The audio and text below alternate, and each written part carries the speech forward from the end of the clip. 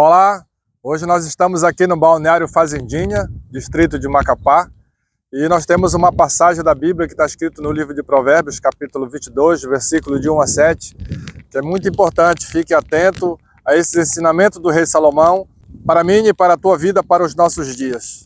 Está escrito dessa forma: mais digno de ser escolhido é o bom nome do que as muitas riquezas, e a graça é melhor do que a riqueza e o ouro.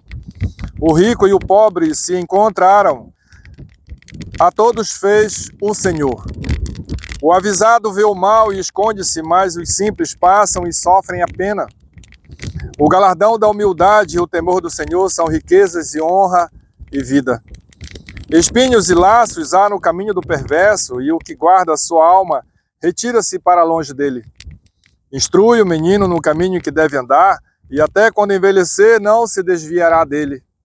E o sétimo, o rico domina sobre os pobres, e o que toma emprestado é servo do que empresta.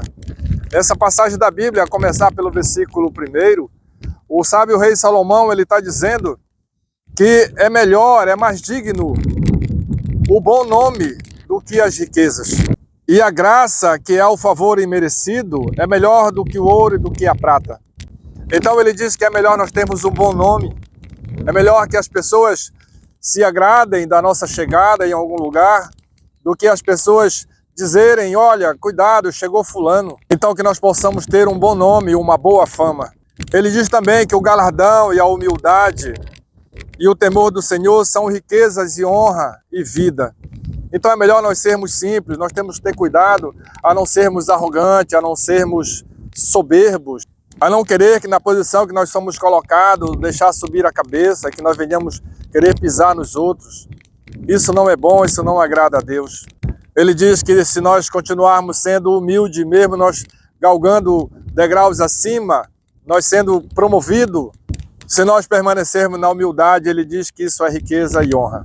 Ele diz também que espinhos e laços há no caminho do perverso, e o que guarda a sua alma retira-se para longe.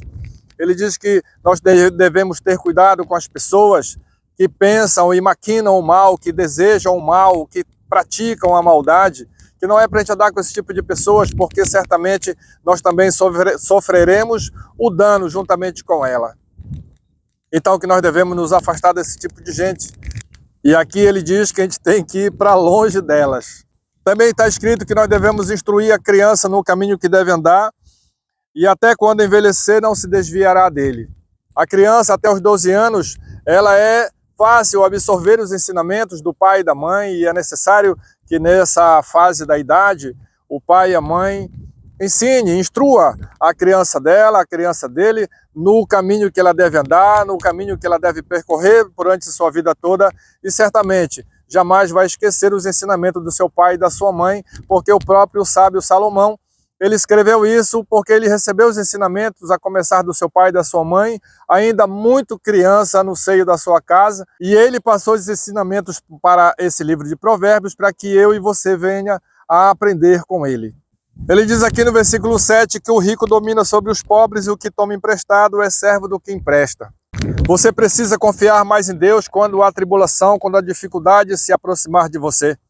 Você precisa evitar de ir até o banco, de ir até a financeira, tentar fazer empréstimos para resolver o seu problema. Muitos problemas são resolvidos, às vezes, dentro da própria casa, dentro da própria família. E na maioria das vezes, dobrando-se o joelho, conversando com Deus, Ele dá a solução para que você resolva todo e qualquer problema, principalmente os problemas financeiros. Ele não quer que você empreste nada de ninguém, porque todas as vezes que você empresta de um banco, de uma financeira, você se torna servo desse banco, dessa financeira, você vai dar o seu dinheiro, dar o seu sangue, o seu suor, em juros, de graça para essas financeiras. Então, quando as dificuldades aparecerem, você precisa analisar, converse com o seu cônjuge em casa e evite chegar perto de um banco, de uma financeira para fazer empréstimos sem a grande necessidade. Em uma certa feita, os discípulos de Jesus estavam dentro do barco no meio de uma grande tempestade, e Jesus também estava dentro do barco, mas os discípulos ali estavam se desesperando, porque eles estavam remando contra o vento, contra a maré, E cada vez que eles remavam, que eles se esforçavam mais, parecia que não estava valendo a pena, que não estavam adiantando nada aquele esforço, parece que aquele esforço estava sendo em vão, e eles estavam vendo o barco ir para o fundo e eles terem que morrer afogado. Mas eles se lembraram em dado momento que Jesus estava no barco e foram acordar Jesus, dizendo que eles estavam perecendo, que eles iam acabar morrendo. Então Jesus se levantou, acalmou o vento, acalmou o mar, e eles chegaram do outro lado do lago em segurança. Assim é na nossa vida, no nosso dia a dia, nós vamos passar por dificuldades, por tribulações. O próprio Jesus Cristo nos alertou sobre isso e nós precisamos nos prevenir. Mas se você não está prevenido, então dobre os joelhos, chame por Jesus, clame por Jesus, e Ele vai dar a solução. E não é aquela solução que o banco, que a financeira vai lhe dar. Pois se assim você o fizer, você vai ficar atrelado à financeira, ao banco. Mas se você esperar a solução de Jesus Cristo, você não vai precisar pagar juros, dar dinheiro, o seu dinheiro de graça, o dinheiro que vai fazer falta para a sua família. Então pense nessas palavras, divulgue essa notícia. Fica com Deus, que Deus abençoe.